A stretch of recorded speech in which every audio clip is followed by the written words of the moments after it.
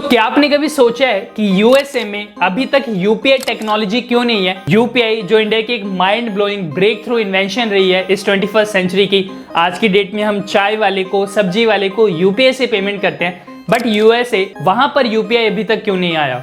इसी टॉपिक पर मैंने एक इंस्टाग्राम रील बनाई थी कि क्यों अभी तक यूएसए में यूपीआई नहीं है, एंड उसी रील को मैंने यूट्यूब शॉर्ट्स की फॉर्म में भी पोस्ट किया था। दोनों जगह मुझे मिलियंस ऑफ व्यूज आए, बट सबसे इंटरेस्टिंग पॉइंट ये था कि मेजॉरिटी ऑफ द लोग इस रील को समझ ही नहीं पाए और बहुत ज्यादा मुझे हेटफुल कमेंट्स आए। एंड मैं लोगों को समझाते समझाते थक गया कमेंट सेक्शन में कि मैं यूपीआई को कार्ड से कंपेयर नहीं कर रहा और ना ही मैं इंडिया वर्सेस यूएसए को कंपेयर कर रहा हूं। प्लीज आप इन कमेंट्स को जरा ध्यान से पढ़िए और वीडियो के एंड में हम इनको डिस्कस करेंगे।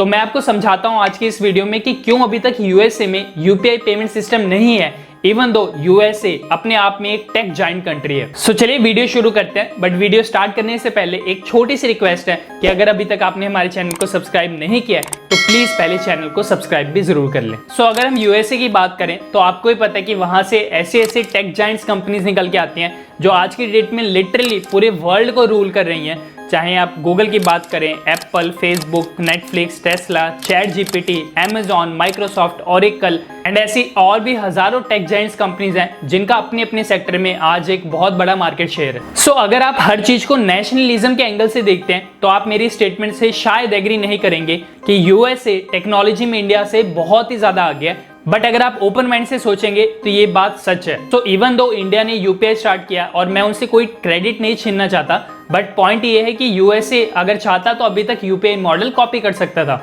एंड उसके पीछे दो सबसे बड़े रीजंस हैं। वो रीजंस मैं आपको बताऊं उससे पहले मैं आपको यूपीआई का एक बैकग्राउंड दे देता हूं। यूपीआई 2016 में स्टार्ट हुआ था by a government entity called NPCI, यानी national payments corporation of India. NPCI ने जब 2016 में यूपीआई की शुरुआत की तो उस साल यूपीआई से मात्र 26 लाख ट्रांजैक्शंस हुई थी, बट लास्ट ईयर यानी 2022 में यूपीआई से टोटल ट्रांजैक्शंस हुई थी 7400 करोड़, एंड इन 7400 करोड़ की टोटल वैल्यू थी 126 ट्रिलियन रुपीस, जो कि इंडिया की जीडीपी का अप्रोक्सीमेटली 86% है। एंड ये ट्रांजैक्शंस की वैल्यू तो बहुत सारी कंट्रीज की जीडीपी से भी बहुत ज्यादा आगे है। इन ट्रांजैक्शंस का वॉल्यूम देख के आप अंदाजा लगा ही सकते हैं कि यूपीआई कितनी एक स्पेशल टेक्नोलॉजी है और कितनी ये ज्यादा रेवोल्यूशनरी है कि इसमें एक चाय वाला भी पार्टिसिपेट कर सकता है और इसकी ट्रांजैक्शन की वैल्यू आज हमारी जीडीपी का 86% तक हो चुकी है। अब हम वीडियो के मेन पार्ट में आते हैं कि वो ऐसे क्या दो रीजंस हैं जिसकी वजह से यूएसए, इवन दो वो इतनी टेक सेवी कंट्री है, वो अभी तक यूपीआई को कॉपी नहीं कर पाई, क्योंकि यूपीआई को स्टार्ट हुए भी 7 साल हो चुके हैं। उन दो रीजंस में से पहला रीजन है कि USA is a card based economy.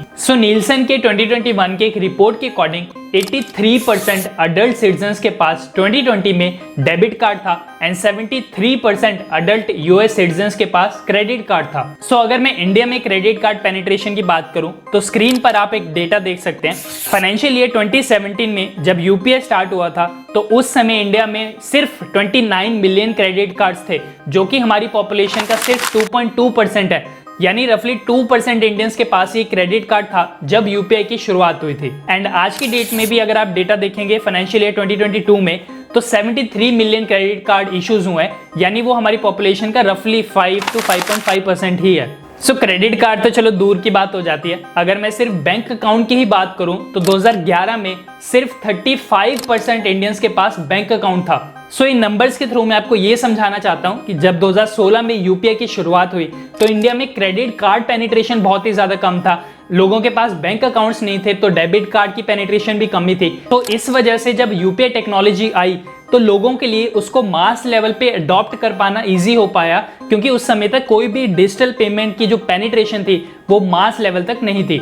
And किसी भी कंट्री के लिए अगर उसके पास कोई ऑलरेडी एग्जिस्टिंग एक पेमेंट सिस्टम है, पेमेंट नेटवर्क है, या फिर दूसरे पेमेंट नेटवर्क पर शिफ्ट करना वो बहुत ही ज्यादा मुश्किल होता है। बट क्योंकि इंडिया में आप मान लीजिए कि कोई बेस ही नहीं था, इसलिए लोग यूपीआई पर डायरेक्टली शिफ्ट कर पाए। बट यूएसए के केस में ऐसा नहीं है। जैसे मैंने बताया कि वहां पर ऑलरेडी कार्ड्स का पेनिट्रेशन बहुत ही ज्यादा था एंड वहां की इकोनॉमी क्रेडिट बेस्ड इकोनॉमी है, मतलब लोग पहले पैसा खर्च करते हैं और फिर उसकी पेमेंट करते हैं। इसलिए यूएसए जैसे एक कंट्री के लिए यूपीआई जैसी टेक्नोलॉजी को कॉपी कर पाना बहुत ही ज्यादा मुश्किल है, बिकॉज उनके पास एक already card based payment system network है। Second reason Mastercard and Visa की डोमिनेंस। सो आपने ये ऑब्जर्व किया होगा कि जो भी हमारे डेबिट कार्ड, क्रेडिट कार्ड्स होते हैं उनमें मास्टर कार्ड या वीजा का लोगो लगा होता है। सो बेसिकली ये दोनों ही यूएसए बेस्ड कंपनीज हैं और इन दोनों की पूरे इंटरनेशनल मार्केट में डुओपोली है। सो ये दोनों ही कंपनीज पूरे वर्ल्ड वाइड जितने भी कार्ड बेस्ड पेमेंट्स होती हैं उनको कंट्रोल करती हैं। एंड क्योंकि ग्लोबली भी इनका इतना ज्यादा डोमिनेंस है,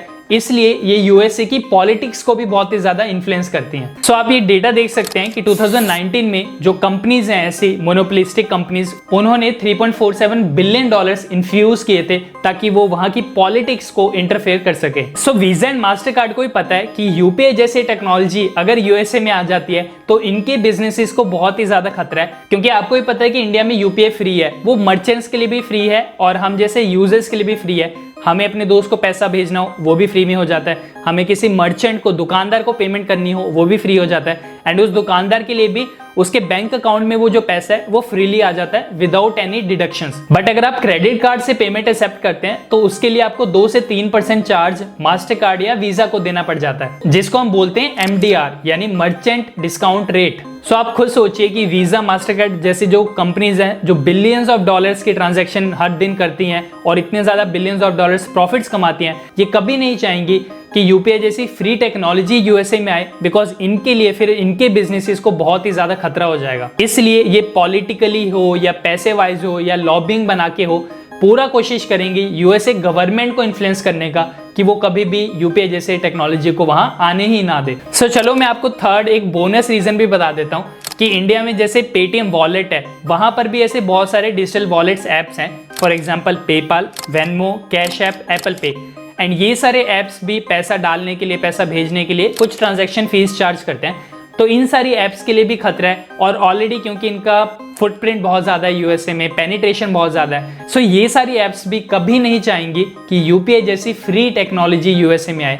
इसलिए ये सारी ऐप्स भी पूरी कोशिश करेंगी यूपीआई की पेनिट्रेशन को रोकने के लिए। सो आज की इस वीडियो के लिए बस इतना ही।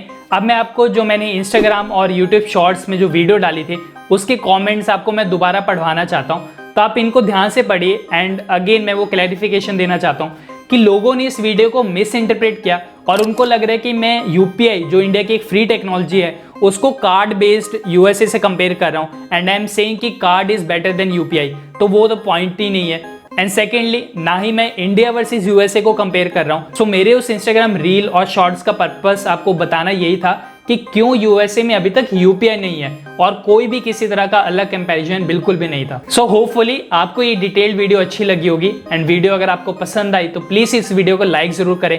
आपके क्या व्यूज हैं इसके ऊपर जरूर कमेंट करें, एंड ये वीडियो अपने उन फ्रेंड्स के साथ शेयर करें जो एजुकेशनल टॉपिक्स में इंटरेस्ट रखते हैं। एंड हाँ, अगर अभी तक आपने हमारे चैनल को सब्सक्राइब भी नहीं किया है तो प्लीज पहले चैनल को सब्सक्राइब भी जरूर कर लें और हमें जल्दी से जल्दी 50,000 सब्सक्राइबर का जो मार्क है वो क्रॉस करवाइए। तो मिलते हैं नेक्स्ट वीडियो में, तब तक के लिए bye bye, and as always keep learning.